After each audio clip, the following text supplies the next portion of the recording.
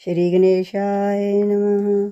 मुनि श्रेष्ठ श्री विश्वामित्र जी राक्षसों से अपने यज्ञ की रक्षा के लिए राजा दशरथ जी से श्री रामचंद्र जी और लक्ष्मण जी को अपने साथ लेकर अपने आश्रम में आए। सवेरे श्री रघुनाथ जी ने मुनि से कहा, आप जाकर निडर होकर यज्ञ कीजिए। ये सुनकर मुनि हवन करने लगे और श्री राम जी यज्ञ की रखवाली पर रहे।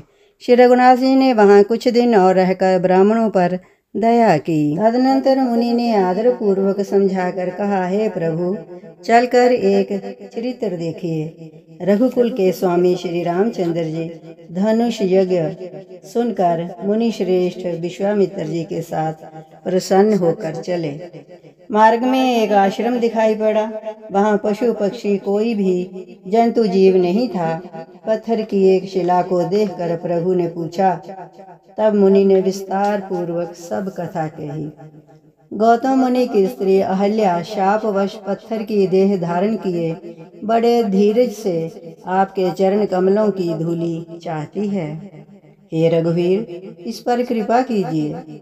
श्री राम जी के पवित्र और शोक को नाश करने वाले चरणों का स्पर्श पाते ही सचमुच वह तपोमूर्ति अहिल्या प्रकट हो गई। भक्तों को सुख देने वाले श्री रघुनाथ जी को देखकर वह हाथ जोड़कर सामने खड़ी रह गई। अत्यंत प्रेम के कारण वह अधीर हो गई। उसका शरीर पुलकित हो उठा। मुख से वचन कहने में नहीं आते थे। वह अत्यंत बड़भागिनी अहिल्या प्रभु के चरणों से लिपट गई और उसके दोनों आंखों से जल की धारा बहने लगी। फिर उसने मन में धीरज धरकर प्रभु को पहचाना और श्री रघुनाथ जी की कृपा से भक्ति प्राप्त की। तब अत्यंत निर्मल वाणी में उसने स्तुति प्रारंभ की। हे ज्ञान से जानने वाले योग्य श्री रघुनाथ जी, आपकी जय हो। मैं सहज ही अपवित्र स्त्री हूँ और हे प्रभु, आप जगत को पवित्र करने वाले, भक्तों को सुख देने वाले और रावण के शत्रु हैं। हे कमल नयन, हे संसार को भय से छुड़ाने वाले, मैं आपकी शरण आई हूँ। मेरी रक्षा कीजिए, रक्षा कीजिए। मुनि ने जो मुझे शाप दिया सो बहुत ही अच्छा किया।